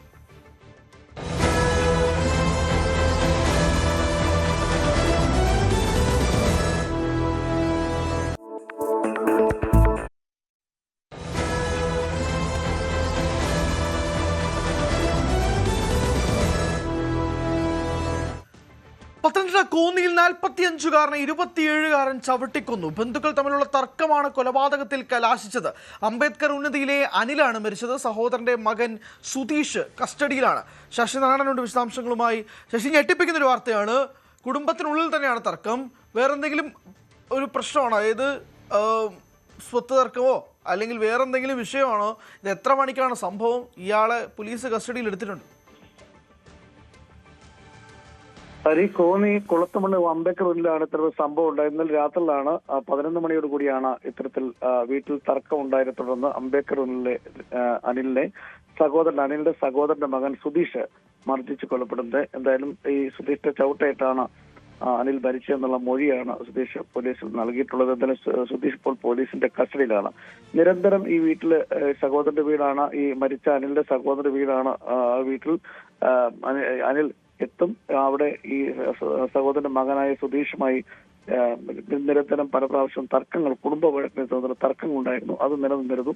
ആ ഒരു സംഭവം തന്നെയാണ് ഇന്നലെ ഉണ്ടായത്. ആ തർക്കത്തിനിടയിലാണ് മർദ്ദനം ഉണ്ടാവുകയും പിന്നീട് അനിൽ മരിക്കുകയും ചെയ്തു. എന്തായാലും മൃതദേഹം കോന്നി താലൂക്ക് ആശുപത്രിയിലുള്ളത്. പോസ്റ്റ്മോർട്ടം നടപടികൾക്ക് ശേഷമായിരിക്കും എന്തെങ്കിലും അതിന് അപ്പുറത്തേക്ക്, ഈ പറഞ്ഞ മൊഴിക്ക് അപ്പുറത്തേക്ക് എന്തെങ്കിലും സംഭവം ഉണ്ടായോ എന്നുള്ള കാര്യങ്ങൾ പോലീസിന് വ്യക്തമാവും. അത് അത്തരം കാര്യങ്ങളിലേക്കാണ് പോലീസ് നോക്കുന്നത്. എന്തായാലും സുധീഷ് ഇപ്പോൾ പോലീസിന്റെ കസ്റ്റഡിയിലാണ് ഉള്ളത്. അല്ല ശശിനാരായണൻ, ഒരു കാര്യം പ്രത്യേകിച്ച് ഇവിടെ സ്ഥിരം വഴക്കാണ് എന്ന് പറയുമ്പോൾ പോലും ചുറ്റുമുള്ള നാട്ടുകാരും അത് സാക്ഷ്യപ്പെടുത്തുന്നുണ്ടോ? ഇതിങ്ങനെയാണ്, ഇത് സ്ഥിരം അടിയും ബഹളവും ഉള്ള ഒരു സ്ഥലവും കൂടിയാണെന്ന് പറയുമ്പോൾ പോലും ഈ ചവിട്ടിക്കൊന്നൊക്കെ പറയുമ്പോൾ അത് വലിയ ഞെട്ടലുണ്ടാക്കുന്ന കാര്യമാണ്. പ്രത്യേകിച്ച് രാത്രി ഈ മദ്യലഹരി അങ്ങനെ എന്തെങ്കിലുമുള്ള കാര്യങ്ങൾ കണ്ടെത്തിയിട്ടുണ്ടോ പോലീസ്? ഹരി, അത്തരത്തിൽ മദ്യലഹരിയാണെന്നുള്ള കാര്യത്തെ കുറിച്ചൊക്കെ വ്യക്തമല്ല. കാരണം പോലീസ് അത്തരമൊരു തർക്കം ഇവർ തമ്മിൽ ഉണ്ടായിരുന്നു. കാരണം ഈ സഹോദരന്റെ വീട്ടിൽ, അതായത് അറസ്റ്റിലായ അനിലിന്റെ സഹോദരന്റെ വീട്ടിൽ എത്തുന്നത് ഈ സുധീഷിന് ഇഷ്ടമല്ലായിരുന്നു. പല ദിവസവും എത്തുമ്പോഴെല്ലാം അന്നെല്ലാം സമാനമായ രീതിയിൽ മാസങ്ങളായിട്ട് വർഷങ്ങളായി ഇത്തരത്തിൽ ഇവർ തമ്മിൽ തർക്കം ഉണ്ടായിരുന്നു. ആ തർക്കത്തിന്റെ പേരിൽ ആ മർദ്ദനം ഉണ്ടായി. പിന്നീട് തിരിച്ചു പോക്ക് പല പ്രാവശ്യം അങ്ങനെ ഇത്തരത്തിൽ കുടുംബ വഴക്ക് നേരത്തെ ഉണ്ടായിട്ടുണ്ട്. അതുമായി ബന്ധപ്പെട്ട് ഇന്നലെയും ചെന്ന സമയത്ത് സമാനമായ രീതിയിൽ ഇത് തർക്കം ഉണ്ടാവുകയും അടിപിടി ഉണ്ടാവുകയും പിന്നീട് ആ മർദ്ദനത്തിലാണ് അയാൾ മരിച്ചെന്നുള്ള പോലീസ് നൽകുന്ന വിവരം. എന്തായാലും അത് കസ്റ്റഡിയിലായ സുധീഷ് പോലീസിന്റെ ചോദ്യം ചെയ്യൽ സമ്മതിച്ചിട്ടുണ്ടെന്നുള്ള പോലീസ് വ്യക്തമാക്കുന്നു. ഇത് ഇത്തരം തർക്കം അത് മദ്യപിച്ച സാധ്യതയുണ്ടോ അതായിരിക്കാം ഒരുപക്ഷെ എന്നുള്ള കാര്യത്തിൽ വിശദമായി ചോദ്യം ചെയ്ത് മാത്രമേ ഇത്തരം കാര്യങ്ങൾ വ്യക്തമാവുകയുള്ളൂ. പോലീസ് നടപടികൾ ഇപ്പോൾ പൂർത്തിയായി കഴിഞ്ഞാൽ ഉടൻ തന്നെ മൃതദേഹം ബന്ധുക്കൾക്ക് വിട്ടുകൊടുക്കുന്നതിലും കോന്നി താലൂക്കാസിലാണ് അപ്പോൾ മൃതദേഹം ഇപ്പോൾ ഉള്ളത്. എന്തായാലും ഇത്തരം തർക്കമാണ് ഈ അംബേദ്കർ ഉന്നതിയിലെ തർക്കമാണ് ഈ മരണത്തിന് കാരണം എന്നുള്ളതാണ് പിടിയിലായ. ശരി, വ്യക്തമാണ്. അനിലാണ് കൊല്ലപ്പെട്ടത്. സുധീഷാണ് കസ്റ്റഡിയിലായിരിക്കുന്നത്. കസ്റ്റഡിയിൽ വെച്ച് തന്നെ സുധീഷ് കുറ്റം ചെയ്തതായി സമ്മതിച്ചിട്ടുണ്ടെന്നാണ് മനസ്സിലാവുന്നത്. പ്രാഥമികമായ ചോദ്യം ചെയ്യലിൽ അങ്ങനെയാണ് വിവരങ്ങൾ കിട്ടുന്നത്. പോലീസിന് മുന്നിൽ സുധീഷ് കുറ്റം സമ്മതിച്ചിട്ടുണ്ട് എന്നുള്ളതാണ് മനസ്സിലാവുന്നത്. വിശദമായ ചോദ്യം ചെയ്യലിൽ മറ്റ് കാര്യങ്ങൾ വ്യക്തമാകും. മദ്യലഹരിയിലാണോ ഈ ആക്രമണം നടന്നത്, അല്ലെങ്കിൽ ഈ കൊലപാതകം നടത്തിയത് ഉൾപ്പെടെയുള്ള കാര്യങ്ങൾ തുടർന്ന് അങ്ങോട്ടുള്ള ചോദ്യം ചെയ്യലിൽ മനസ്സിലാകും എന്നാണ് പ്രതീക്ഷിക്കുന്നത്. പ്രാഥമിക വിവരങ്ങളാണ് ശശിനാരായണൻ പങ്കുവച്ചത്. മറ്റൊരു വാർത്തയിലേക്ക് പോകുമ്പോൾ കൊല്ലം കൊട്ടാരക്കര മൂഴിക്കോട് യുവാവിനെ വെട്ടിക്കൊന്നു. നെല്ലിവിള ഭാഗം സ്വദേശി ആദർശാണ് കൊല്ലപ്പെട്ടത്. എസ് വിനീഷ് ഉണ്ട് വിശദാംശങ്ങളുമായി. വിനീഷ്, എന്താണ് ശരിക്കും സംഭവിച്ചത്? എത്ര മണിക്കാണ് ഇത് സംഭവിച്ചത്?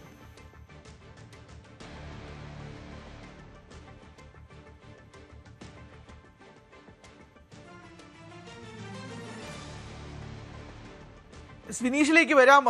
കൊല്ലം കൊട്ടാരക്കരയിലാണ് ഈ ഒരു കൊലപാതകം സംഭവിക്കുന്നത്. യുവാവിനെ വെട്ടിക്കൊല്ലുന്നു. നെല്ലിവിള ഭാഗം സ്വദേശി ആദർശാണ് കൊല്ലപ്പെട്ടത്. എത്ര മണിക്കാണ് ഇത് സംഭവിച്ചത് ഉൾപ്പെടെയുള്ള കാര്യങ്ങൾ തിരക്കണം. എസ് വിനീഷ് വിശദാംശങ്ങളുമായി ഉണ്ടെന്നാണ് മനസ്സിലാക്കുന്നത്. വിനീഷ്, കൊട്ടാരക്കരയിലാണ് ഈ കൊലപാതകം നടന്നതായിട്ട് മനസ്സിലാകുന്നത്. വിനീഷിലേക്ക് നമ്മൾ അല്പസമയത്തിനുള്ളിൽ തന്നെ എത്തും. പക്ഷേ ഒരു കൊലപാതക വാർത്തയാണ് എത്തുന്നത്. പ്രേക്ഷകർ കാണുന്നത് CCTV ദൃശ്യങ്ങളാണ്.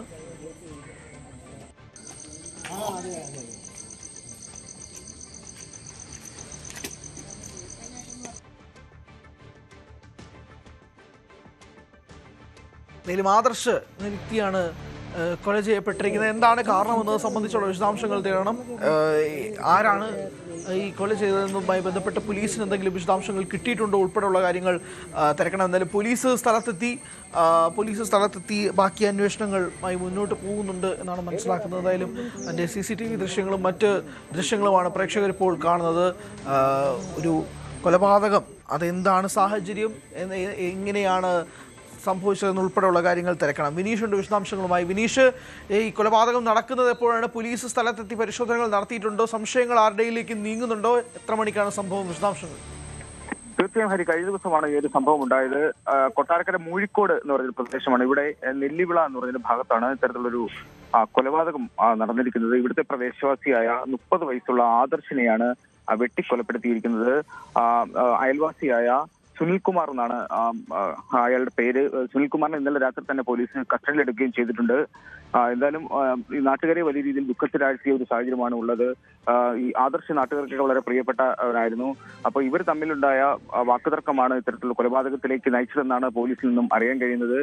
ഇരുവരും മദ്യപിച്ചിരുന്നു എന്ന് പറയപ്പെടുന്നുണ്ട്. മദ്യപാനത്തെ ചൊല്ലിയുണ്ടായ ചില തർക്കങ്ങൾ കൊലപാതകത്തിലേക്ക് കലാശിച്ചു എന്നാണ് ഇപ്പോൾ പുറത്തു വരുന്ന വിവരം. എന്തായാലും ഉന്നത പോലീസ് അധികാരികളെല്ലാം തന്നെ ഇവിടെ എത്തുകയും വിശദമായ പരിശോധന നടത്തുന്നുണ്ട്. മൃതശരീരം ഇൻക്വസ്റ്റ് നടപടികൾക്കായുള്ള തയ്യാറെടുപ്പാണ് നടക്കുന്നത്. ഹരി, എന്തായാലും ഈ നാടിനെ വലിയ രീതിയിൽ ദുഃഖത്തിലാക്കിയ ഒരു സംഭവമാണ് മൂഴിക്കോട് നടന്നിരിക്കുന്നത്. ശരി, പ്രാഥമികമായ വിവരങ്ങളാണ് വിനീഷ് നൽകിയത്. എന്തായാലും കൊല്ലം കൊട്ടാരക്കരയിലാണ് ഈ ഒരു കൊലപാതകം നടന്നത്. പ്രതിയെ പിടികൂടിയിട്ടുണ്ടെന്നാണ് മനസ്സിലാക്കുന്നത്. വിനീഷാണ് വിശദാംശങ്ങൾ നൽകിയത്. കെ എം ബഷീർ വധക്കേസിലെ വിചാരണയ്ക്കായി പ്രത്യേക പബ്ലിക് പ്രോസിക്യൂട്ടറെ നിയമിക്കാൻ സർക്കാർ അനുമതി നൽകി. മുതിർന്ന അഭിഭാഷകൻ അഡ്വക്കേറ്റ് സന്തോഷ് കുമാറാണ് കേസിൽ സ്പെഷ്യൽ പ്രോസിക്യൂട്ടറായി ഹാജരാകുക. വിചാരണ കോടതി മാറ്റിയതിനെതിരെയും സ്പെഷ്യൽ പ്രോസിക്യൂട്ടറെ നിയമിക്കണമെന്നും ആവശ്യപ്പെട്ട് കെ എം ബഷീറിന്റെ ഭാര്യ ജസീല ഹൈക്കോടതിയെ സമീപിച്ചിരുന്നു. കേസ് ഈ മാസം 18-ന് ഹൈക്കോടതി വീണ്ടും പരിഗണിക്കുമ്പോൾ സർക്കാരിന്റെ ഈ തീരുമാനം ഔദ്യോഗികമായി അറിയിക്കും. 2019 ഓഗസ്റ്റ് 3-നാണ് സിറാജ് തിരുവനന്തപുരം യൂണിറ്റ് ചീഫായിരുന്ന കെ എം ബഷീർ IAS ഉദ്യോഗസ്ഥൻ ശ്രീറാം വെങ്കിട്ടരാമൻ ഓടിച്ച കാറടിച്ച് കൊല്ലപ്പെടുന്നത്. മനഃപൂർവ്വമല്ലാത്ത നരഹത്യ, തെളിവ് നശിപ്പിക്കൽ ഉൾപ്പെടെയുള്ള ഗുരുതര വകുപ്പുകളാണ് കേസിലെ പ്രതിയായ ശ്രീറാം വെങ്കിട്ടരാമനെതിരെ ചുമത്തിയിരിക്കുന്നത്. മഹാരാജാസ് കോളേജ് വിദ്യാർത്ഥി അഭിമന്യുവിന്റെ കൊലപാതക കേസ് ഇന്ന് വീണ്ടും പരിഗണിക്കും. എറണാകുളം പ്രിൻസിപ്പൽ സെഷൻസ് കോടതിയാണ് കേസ് പരിഗണിക്കുന്നത്. ഇന്ന് എല്ലാ പ്രതികളും കോടതിയിൽ ഹാജരാകണമെന്ന് കോടതി ഉത്തരവിട്ടിരുന്നു. മാധ്യമപ്രവർത്തകർ ദൃശ്യങ്ങൾ പകർത്തുന്നുണ്ടെന്ന കാരണം ചൂണ്ടിക്കാട്ടി കഴിഞ്ഞ ദിവസങ്ങളിൽ പ്രതികൾ കോടതിയിൽ ഹാജരായിരുന്നില്ല. കഴിഞ്ഞ ആഴ്ചയും കോടതി ഹാജരാകാൻ നിർദ്ദേശിച്ചിരുന്നെങ്കിലും പ്രതികൾ എത്തിയിരുന്നില്ല. മാധ്യമങ്ങളെ ഭയന്ന് കോടതിയിൽ ഹാജരാകാത്ത പ്രതികൾ വിചാരണ ഘട്ടത്തിൽ നേരിട്ട് ഹാജരാകേണ്ടി വരുമ്പോൾ എന്ത് ചെയ്യുമെന്നായിരുന്നു കോടതിയുടെ ചോദ്യം. ഡാനിയുണ്ട് വിശദാംശങ്ങളുമായി. ഡാനി, ഇതിനു മുമ്പും സമാനമായ രീതിയിൽ കോടതി പ്രതികൾ ഹാജരാകണമെന്ന് പറഞ്ഞപ്പോൾ ഇത് നടന്നിട്ടില്ല. ഇന്ന് വീണ്ടും പരിഗണിക്കുമ്പോഴേക്കും ഹാജരാകുമെന്ന് തന്നെയാണോ പ്രതീക്ഷിക്കേണ്ടത്, അതോ ഇതേ കാര്യങ്ങൾ വീണ്ടും മുൻനിർത്തുമോ പ്രതികൾ? ഹരി, ഇക്കാര്യത്തിൽ കോടതിയുടെ ഒരു നിലപാടെന്ന് പറയുന്നത് കഴിഞ്ഞ തവണ തന്നെ കോടതി ഇക്കാര്യങ്ങളിൽ വ്യക്തത വരുത്തിയിരുന്നു. കാരണം പ്രതികൾ നിർബന്ധമായും തന്നെ ഹാജരാകേണ്ടതുണ്ട്. ആർക്കും തന്നെ ഇതിൽ നിന്ന് വിട്ടുനിൽക്കാൻ കഴിയില്ല എന്ന് കോടതി പറഞ്ഞിരുന്നു.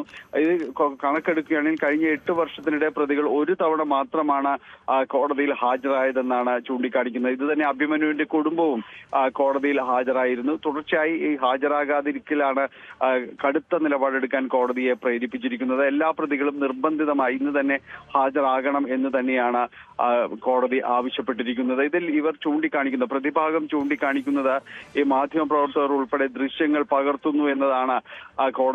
കോടതിയിൽ അത് ചൂണ്ടിക്കാണിക്കുകയും ഒപ്പം തന്നെ ഇത് കോടതിക്ക് മുൻപാകെ മാധ്യമപ്രവർത്തകരെല്ലാം കോടതിക്ക് താഴെ നിൽക്കുന്നവർ ദൃശ്യങ്ങൾ എടുക്കാൻ വേണ്ടിയാണ് എന്നതടക്കമുള്ള കാര്യങ്ങൾ കോടതിക്ക് മുൻപാകെ പ്രതിഭാഗം ഉയർത്തിക്കൊണ്ടുവരാൻ ശ്രമിക്കുകയും എല്ലാം തന്നെ ചെയ്തിരുന്നു.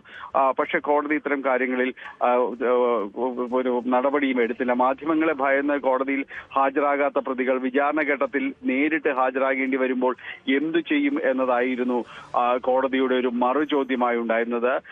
പ്രതികളുടെ നിലപാടിനെ പ്രോസിക്യൂഷൻ ഒപ്പം അഭിമന്യുവിന്റെ കുടുംബം അവരുടെ അഭിഭാഷകരെല്ലാം തന്നെ ശക്തമായിട്ട് തന്നെ എതിർക്കുകയും ചെയ്തിരുന്നു. ഇതിപ്പോൾ ഒരു വിചാരണ ഘട്ടത്തിലേക്ക് പോവുകയാണ്. 8 വർഷമായി ഈ കൃത്യം നടന്നിട്ട് തുടർന്ന് പ്രതികളും പലതവണയായിട്ടാണ് പ്രതികളെ മുഴുവനായിട്ട് തന്നെ പിടികൂടാനടക്കം സാധിക്കുകയും ചെയ്തത്. ഇപ്പോൾ വിചാരണ ഘട്ടത്തിലേക്ക് അടക്കം പോകുമ്പോൾ പ്രതികളുടെ ഈ നിലപാട് ഒരു നിഷേധാത്മക നടപടി എന്ന രീതിയിൽ തന്നെയാണ് കോടതി വിലയിരുത്തുകയും ചെയ്യുന്നത്. അതുകൊണ്ട് തന്നെയാണ് കോടതിയിൽ ഇന്ന് മുഴുവൻ പ്രതികളോടും നേരിട്ട് ഹാജരാകണമെന്ന് തന്നെ ആവശ്യപ്പെടുകയും ചെയ്യുന്നത്. ഇന്ന് എറണാകുളം ചീഫ് ജുഡീഷ്യൽ മജിസ്ട്രേറ്റ് കോടതിയിൽ ഇന്ന് പ്രതികളോട് നേരിട്ട് ഹാജരാകണം, 11 മണിയോട് ഹാജരാകണമെന്ന് തന്നെയാണ് കോടതി ഒരു കർശന നിർദ്ദേശം നൽകിയിരിക്കുന്നത്. ഏത് രീതിയിലായിരിക്കും ഇവരുടെ പ്രതികരണം എന്നതാണ് ഇനി അറിയേണ്ടത്. മാധ്യമങ്ങൾ അവരുടെ ചിത്രങ്ങൾ എടുക്കുന്നു, അവരുടെ ദൃശ്യങ്ങൾ ചിത്രീകരിക്കുന്നു എന്നതടക്കമുള്ള കാര്യങ്ങൾ ചൂണ്ടിക്കാണിച്ചുകൊണ്ട് കേസ് മറ്റൊരു രീതിയിലേക്ക് പ്രസന്റ് ചെയ്യാനായിട്ടാണ് ഇവർ ശ്രമിക്കുന്നത് എന്നതടക്കമുള്ള ഒരു ആക്ഷേപങ്ങളും ഒരു ഭാഗത്ത് ഉയരുകയും ചെയ്യുന്നുണ്ട്. എന്തായാലും ഇന്ന് പ്രതികളോട് മുഴുവൻ പേരോടും ഹാജരാകണമെന്ന കർശന നിർദ്ദേശമാണ് കോടതി നൽകിയിരിക്കുന്നത്. ഹരി, ശരി, പ്രതികളോട് ഹാജരാകാനാണ് നിർദ്ദേശം. കഴിഞ്ഞ 8 വർഷത്തിനിടയിൽ ഒരിക്കൽ മാത്രമാണ് പ്രതികൾ ഹാജരായിരിക്കുന്നത്. ഇന്ന് വീണ്ടും ഹാജരാകുമോ എല്ലാ പ്രതികളും എന്നതാണ് ഏറ്റവും പ്രധാനപ്പെട്ട കാര്യം. ഹാജരാകണമെന്നാണ് കോടതിയുടെ നിർദ്ദേശം. ഡാനിയാണ് വിശദാംശങ്ങൾ നൽകിയത്.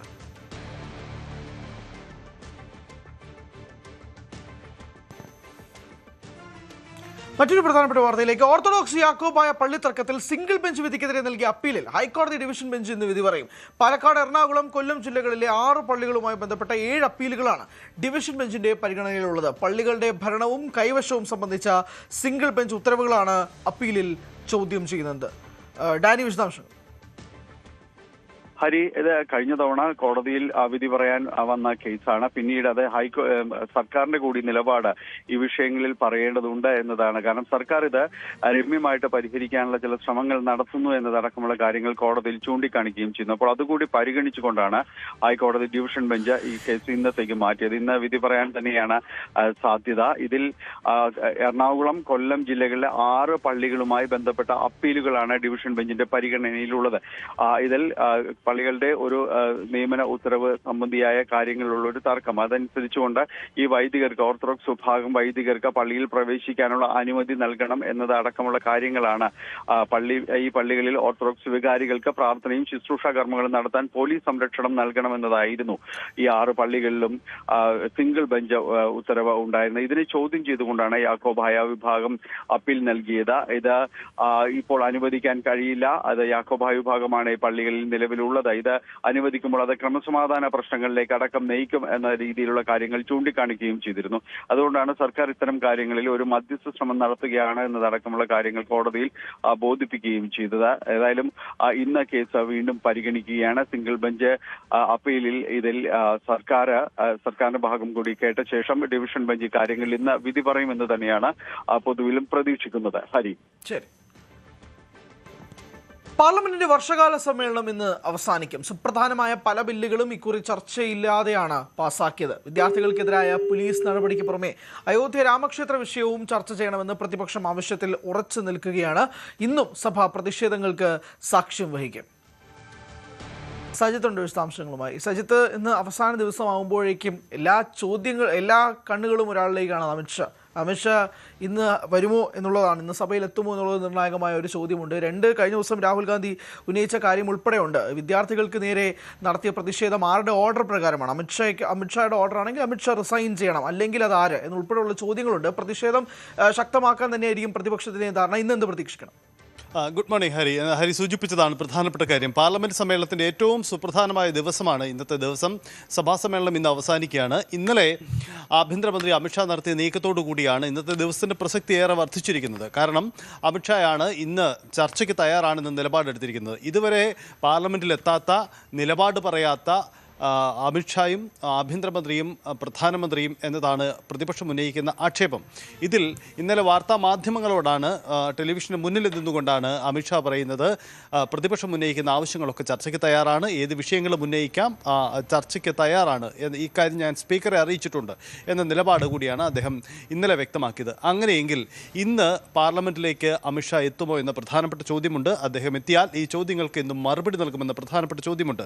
അമിത്ഷാ അവസാന ഘട്ടത്തിൽ ഇത്തരമൊരു നീക്കം സർക്കാരിൻ്റെ ഭാഗത്ത് ഉണ്ടാകുന്നു എന്ന മുൻകരുതൽ തന്നെയാണ് പ്രതിപക്ഷവും. കാരണം ഇന്നലെ അമിത്ഷായുടെ വാക്കുകളോട് പ്രതിപക്ഷ നേതാവ് രാഹുൽ ഗാന്ധി പ്രതികരിച്ചത് ഈ വിഷയത്തിൽ അമിത്ഷായുടെ ക്ലാസ് എടുക്കലല്ല ആവശ്യം, മറിച്ച് കുട്ടികൾക്ക് നേരെ, സമരം ചെയ്ത കുട്ടികൾക്ക് നേരെ പെല്ലറ്റ് ഉപയോഗിക്കാൻ ഉത്തരവിട്ടത് അമിത്ഷായാണ്. ആഭ്യന്തരമന്ത്രിയാണെങ്കിൽ അദ്ദേഹം രാജിവെച്ച് പോകണം എന്നതാണ് പ്രതിപക്ഷം എടുത്തിരിക്കുന്ന നിലപാട്. അങ്ങനെയെങ്കിൽ ഇന്ന് അതിൻ്റെ ഒരു പ്രതിഫലനം സഭാ നടപടികളിലേക്ക് കടന്നു വരുമെന്നാണ് പ്രതീക്ഷിക്കുന്നത്. നമ്മൾ കഴിഞ്ഞ കുറേ ദിവസങ്ങളായി കാണുന്നതാണ്. സഭ സമ്മേളിക്കുന്നു, തുടക്കത്തിൽ തന്നെ പ്രതിപക്ഷം പ്ലക്കാർഡുകളുമായി ബഹളം വയ്ക്കുന്നു. ആ കാഴ്ചകൾ ഇന്നും തുടരാനാണ് സാധ്യത. പക്ഷേ ഇന്നത്തെ ദിവസം ഇന്ന് അമിത്ഷാ സഭയിൽ ഉണ്ടാകുകയെങ്കിൽ സ്വാഭാവികമായും തുടർ നീക്കങ്ങൾ ഉണ്ടായേക്കാം. കഴിഞ്ഞ ദിവസങ്ങളൊക്കെ ആഭ്യന്തര സഹമന്ത്രിയാണ് പല പ്രധാനപ്പെട്ട കാര്യങ്ങൾക്കും മറുപടി പറഞ്ഞ് കാര്യങ്ങൾ മുന്നോട്ട് കൊണ്ടുപോകുന്നു. പക്ഷേ ഏറ്റവും പ്രധാനപ്പെട്ട ഈ വിഷയത്തിൽ പ്രതിപക്ഷത്തെ അവഗണിച്ച് നിർത്തുക എന്ന നിലപാടാണ് പ്രധാനമന്ത്രിയും ഒപ്പം തന്നെ ആഭ്യന്തരമന്ത്രിയും സർക്കാരിലെ പ്രധാനികൾ സ്വീകരിച്ചിരുന്നത്. പക്ഷേ ഇന്ന് സഭയിലെത്തി കാര്യങ്ങൾ വിശദീകരിക്കുമോ എന്ന പ്രധാനപ്പെട്ട ചോദ്യമാണ്.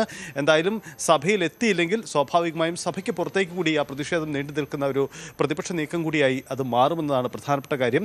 മറ്റൊരു പ്രധാനപ്പെട്ട കാര്യം FCRA ഭേദഗതി ബില്ലാണ്. FCRA ഭേദഗതി ബില്ല് അവതരിപ്പിക്കുമ്പോൾ ആഭ്യന്തരമന്ത്രി പാർലമെന്റിൽ ഉണ്ടാകുമെന്നാണ് പ്രതീക്ഷിക്കുക. അങ്ങനെയെങ്കിൽ ഇന്ന് അദ്ദേഹം പാർലമെന്റിലെത്തിയാൽ ഒരുപക്ഷെ ഈ ബില്ല് കൊണ്ടുവരാനുള്ള നീക്കമുണ്ടായാലും അത്ഭുതപ്പെടാനില്ല എന്നതാണ് സാഹചര്യം.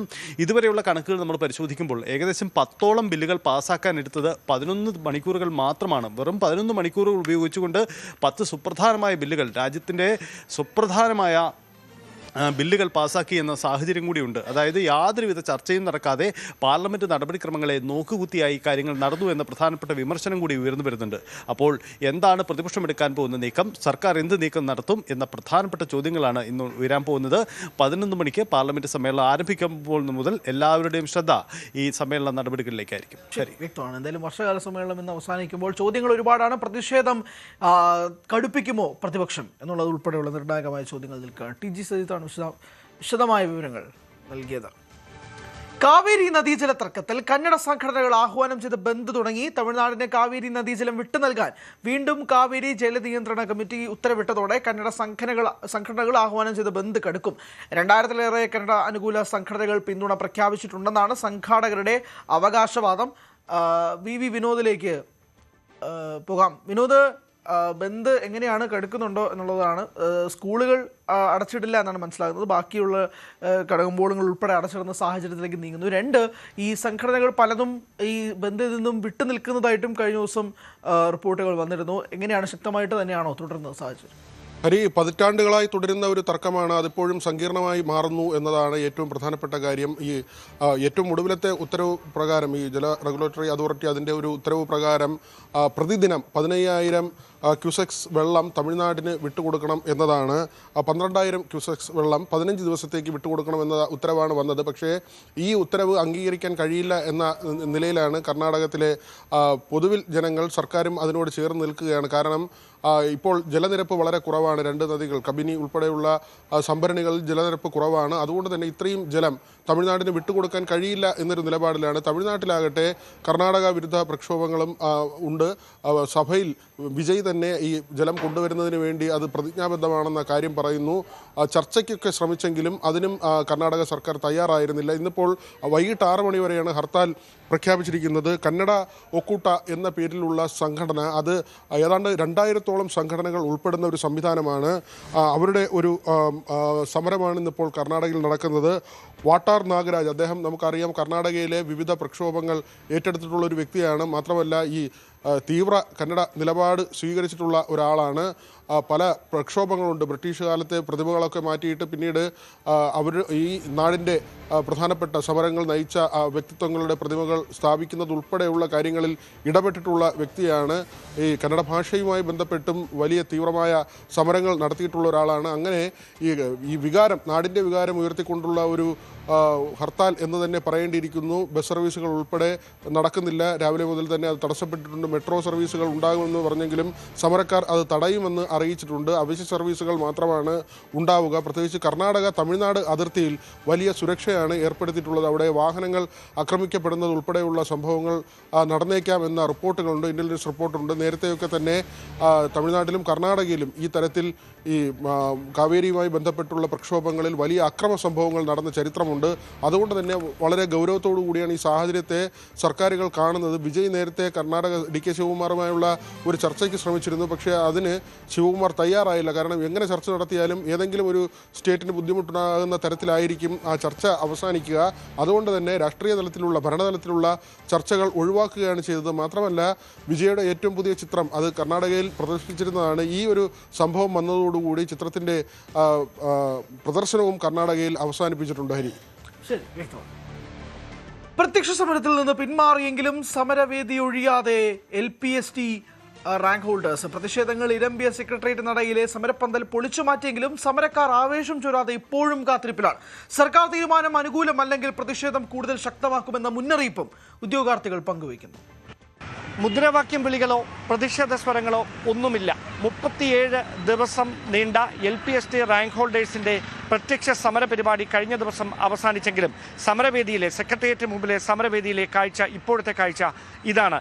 മൗനമായി ആശങ്കകൾ പ്രതീക്ഷയ്ക്ക് വഴിവെക്കും. സർക്കാരിൻ്റെ ഭാഗത്തു നിന്ന് അനുകൂലമായൊരു തീരുമാനം വൈകാതെ തന്നെ ഉണ്ടാകുമെന്ന പ്രതീക്ഷയിൽ മൗനമായി ഉള്ളിൽ ചെറിയ ആശങ്കയുണ്ടെങ്കിലും മുഖത്ത് ചിരി പടർത്തി കാത്തിരിക്കുകയാണ് ഉദ്യോഗാർത്ഥികൾ. എന്നോടൊപ്പം ചേരുന്നു സമരത്തിന് നേതൃത്വം നൽകിയ അധ്യാപകർ. എങ്ങനെയാണ് ഒരുപാട് സമരങ്ങൾക്ക് വേദിയായിട്ടുള്ളൊരു സ്ഥലമാണിത്.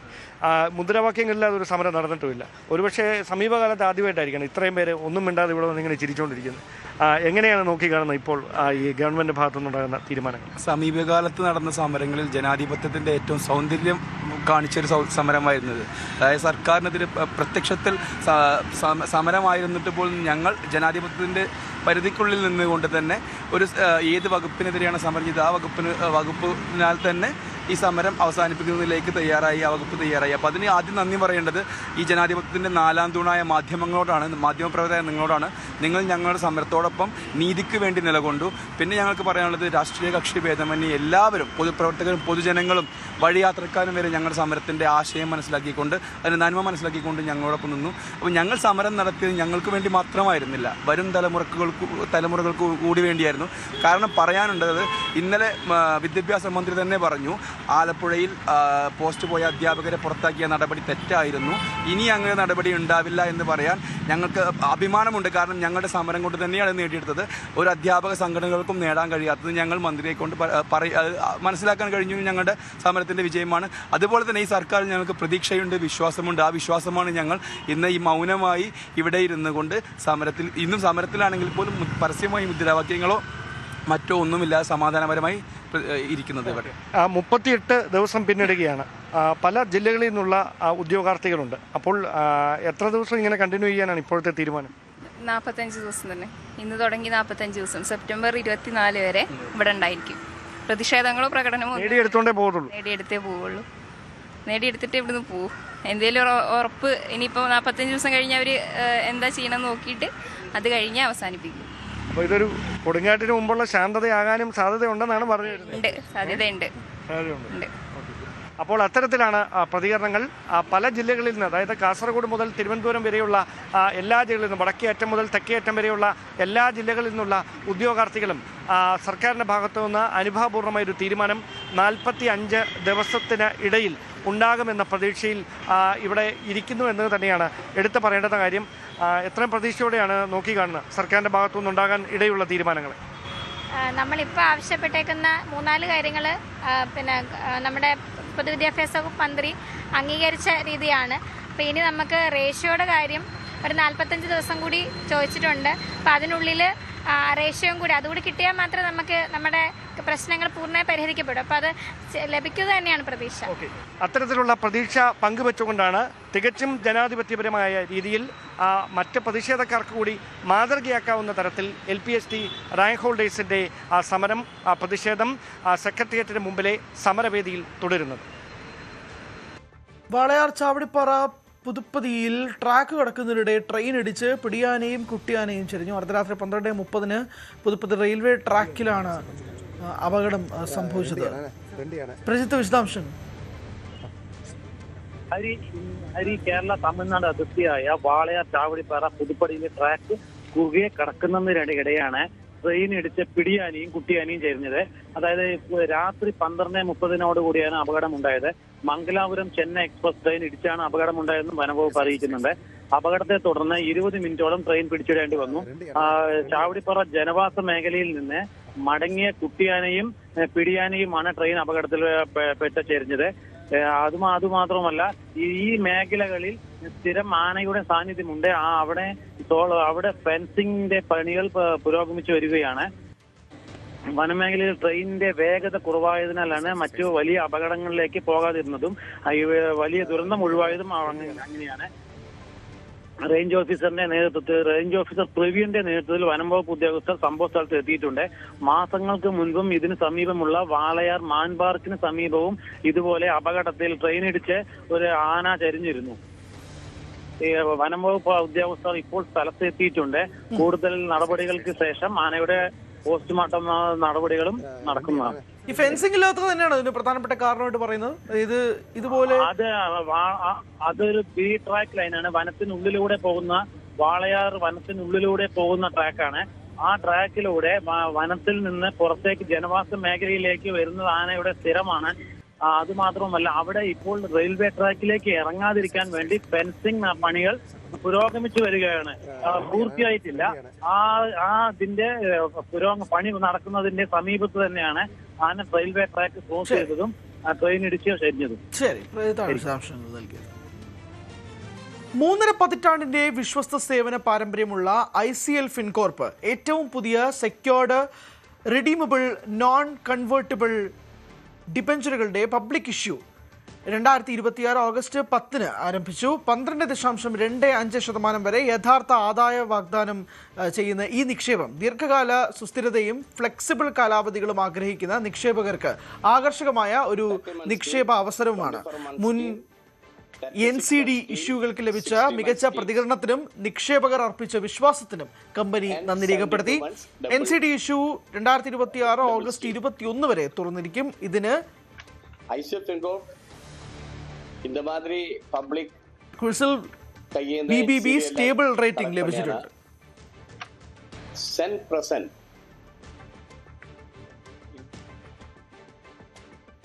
എറണാകുളത്ത് നടന്ന CBSE ക്ലസ്റ്റർ 11 വോളിബോൾ ടൂർണമെന്റിൽ അണ്ടർ-19 ആൺകുട്ടികളുടെ വിഭാഗത്തിൽ കാക്കനാട് അസീസി വിദ്യാനികേതൻ ചാമ്പ്യന്മാരായി. നേവി ചിൽഡ്രൻസ് സ്കൂളിനാണ് 2ാം സ്ഥാനം. പെൺകുട്ടികളുടെ വിഭാഗത്തിൽ ഭവൻസ് ന്യൂ സ്പ്രിന്റ് സ്കൂള് ജേതാക്കളായി. ഇളമക്കര ഭവൻസിനാണ് 2ാം സ്ഥാനം. അണ്ടർ-17 ആൺകുട്ടികളുടെ വിഭാഗത്തിൽ കൊച്ചിൻ റിഫൈനറി സ്കൂൾ ജേതാക്കളായി. പെൺകുട്ടികളുടെ വിഭാഗത്തിൽ ഗിരിനഗർ ഭവൻസ് വിജയിച്ചു. ഭവൻസ് ആദർശയ്ക്കാണ് 2ാം സ്ഥാനം. അണ്ടർ-14 ആൺകുട്ടികളുടെ വിഭാഗത്തിൽ ഇളമക്കര ഭവൻസും പെൺകുട്ടികളുടെ വിഭാഗത്തിൽ തേവക്കൽ വിദ്യോദയ സ്കൂളും ജേതാക്കളായി. കാക്കനാട് അസീസി വിദ്യാനികേതൻ പബ്ലിക് സ്കൂളിൽ നടന്ന ടൂർണമെന്റിൽ 39 സ്കൂളുകളിൽ നിന്നായി 96 ടീമുകളും 1000-ലധികം കായിക താരങ്ങളും പങ്കെടുത്തു.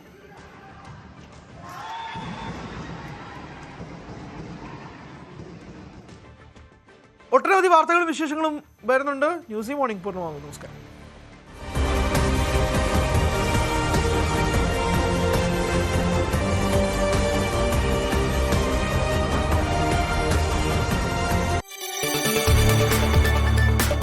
കൂടുതൽ വാർത്തകൾക്ക് News 18 Keralam YouTube channel subscribe ചെയ്യുക.